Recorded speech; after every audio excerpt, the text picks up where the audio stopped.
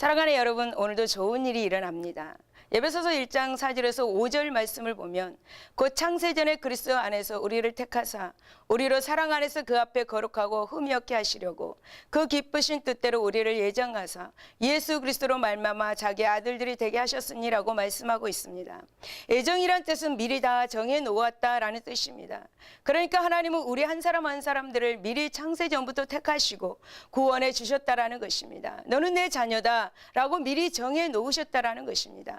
우리가 드라마를 보면 미리 다 어떻게 될 것을 다 써놓고 그 각본대로 합니다. 그 드라마 내용을 쓴 사람은 드라마가 어떻게 끝나는 것을 알고 있습니다. 그런데 우리는 그 드라마를 보면서 어떻게 될까 하면서 앞으로 될 것을 모르고 봅니다. 하나님은 우리의 인생의 드라마를 미리 써놓으시고 우리를 인도하시는 것입니다. 하나님은 우리를 창세전부터 만들어 놓으시고 태어나게 하시고 또 인도하고 계십니다. 영원부터 영원까지 하나님의 뜻대로 이루어진 모든 만물과 하나님의 선하신 뜻대로 돼갈 영원한 삶을 믿는다면 좀 더 평화롭고 좀 더 여유있고 좀 더 긍휼한 마음을 가질 수 있을 것입니다. 그런데 여러분, 인간은 누구나 할 것 없이 너무도 인내력이 부족합니다. 또 조급하며 쉽게 성내기를 잘합니다. 주위의 이웃이 나에게 조그만 불이익을 줘도 인간은 금방 안면을 바꾸어 싸우려 대듭니다.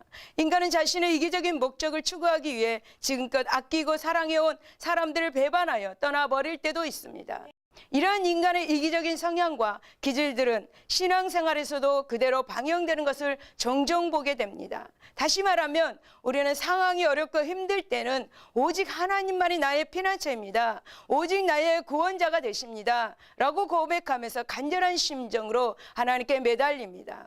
하지만 상황이 좋아지고 일이 잘 풀려갈 때는 언제 그랬냐는 듯이 하나님을 뒷전을 물리고 마치 모든 것이 자기 노력의 결과인 양 교만해지곤 합니다. 그러나 하나님은 결코 우리 인생들처럼 그렇게 쉽게 마음이 변하지도 어떤 것을 결정하지도 않으십니다.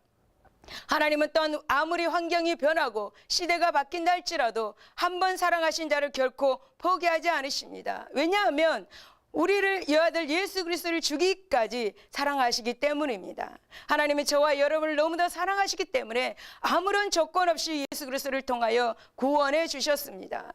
이같이 지극한 사랑은 계속해서 범죄하는 이스라엘 백성들을 심판하시고 다시 구속하시는 하나님의 행하시는 모습 속에 잘 나타나 있습니다.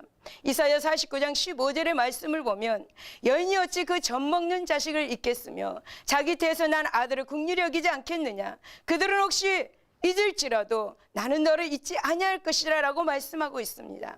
부모가 혹시 너를 잊을지라도 나 만군의 여호와는 너를 절대로 잊지 않겠다라는 것입니다. 우리를 절대로 포기하지 않으시겠다라는 말씀인 것입니다.